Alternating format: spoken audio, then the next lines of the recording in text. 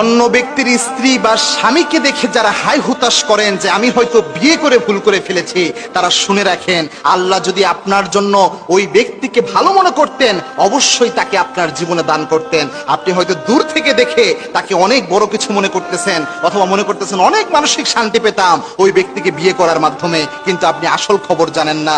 আপনি যেটার যোগ্য আল্লাহ আপনাকে ওই জিনিসটাই দান করেছেন। হ্যাঁ, ব্যতিক্রম হতে পারে, তবে যেটাকে আল্লাহ আপনাকে দান করেছেন ওটাকে নিয়ামত হিসাবে নেন, ওটাকে সুন্দরভাবে লালন পালন করে সুন্দর জীবন যাপন করে অল্প দিনের দুনিয়াটা কাটিয়ে দেন। মনে রাখবেন, চাঁদ দূর থেকে দেখেই সুন্দর মনে হয়, যখন আপনি চাঁদের মধ্যে চলে যাবেন দেখবেন বালিকণা ছাড়া আর কিচ্ছু ওই জায়গায় খুঁজে পাওয়া যায় না, ওই সৌন্দর্য আর থাকে না। এজন্য যা পেয়েছেন আলহামদুলিল্লাহ বলেন।